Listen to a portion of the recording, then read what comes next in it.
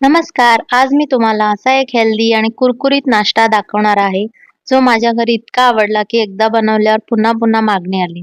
सगळ्यात भारी गोष्ट म्हणजे या डोशामध्ये दुधी भोपळा आहे, पण चव इतकी छान येते की कुणालाच कळत नाही की यामध्ये दुधी भोपळा टाकलाय. त्यामुळे घरात दुधी खाणारे कमी असतील, तर ही रेसिपी नक्की करून बघा. सर्वात आधी इथे मी मोठा दुधी भोपळा घेतला आहे.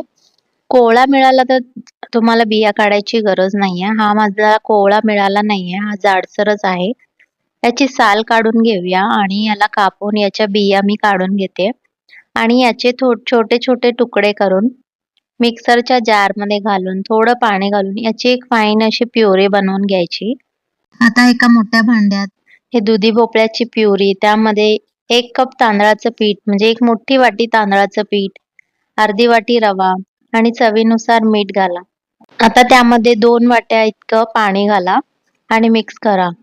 इथे मला बॅटर फार घट्ट वाटतंय म्हणून मी अजून 2 वाट्या पाणी घेते आणि हळू करत मिक्स करते. याला एकदम हे बॅटर एकदम पाण्यासारखं कन्सिस्टन्सीचं ताकासारखं बनवायचं, जेणेकरून हे तव्यावर ओतता येईल. आता त्यामध्ये टाकूया 1 चमचा जिरं, अर्धा चमचा काळी मिरी पावडर, चमचा चिली फ्लेक्स, बारीक चिरलेला 1 कांदा आणि थोडीशी कोथिंबीर. हे सर्व छान मिक्स करून आता याला 10 मिनिटं रेस्ट करत ठेवूया.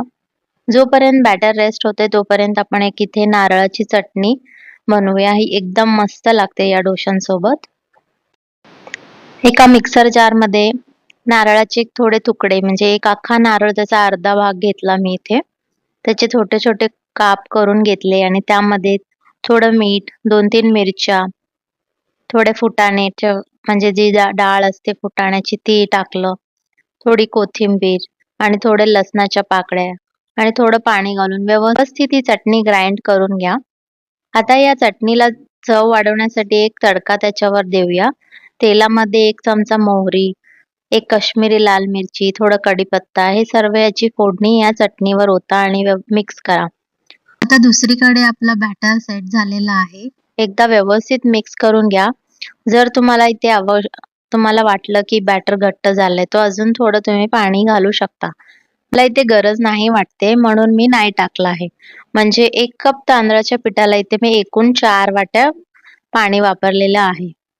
आता तवा गरम करत ठेवूया आणि कडेकडेने हे बॅटर पळीने ओतत जायचं. ते स्वतःहूनच आकार घेऊन मस्त छान अशी जाळी बनते. आणि याला मध्यम आचेवर आरामात त्याला भाजून घ्यायचं. खूप फास्ट केला तर खालून जळणार आणि वरून कच्चा राहणार. मध्यम आचेवर याला भाजून घ्यायचं आणि जसं कडा सुटत जातील तसं थोडंसं वरून तुम्ही तूप सोडू शकता किंवा तेल सोडू शकता आणि नाही टाकलं तूप आणि तेल तरी देखील हा डोसा एकदम परफेक्ट बनणार आहे. हा बघा किती छान हा डोसा बनलेला आहे. मस्त गरमागरम डोसा, नारळाची चटणी, एकदम हा भारी कॉम्बिनेशन आहे आणि एकदम हेल्दी आणि झटपट हे बनतील असे हे डोसे आहेत. तुम्हालाही घरच्यांना हेल्दी गोष्टी चविष्ट पद्धतीने खाऊ घालायच्या असतील तर ही रेसिपी नक्की करून बघा. व्हिडिओ आवडला असेल तर एक लाईक नक्की करा. तुमच्या मित्रमैत्रिणींसोबत शेअर करा आणि अशाच सोप्या, चविष्ट आणि हेल्दी रेसिपीसाठी माझ्या चॅनलला सबस्क्राईब करायला विसरू नका.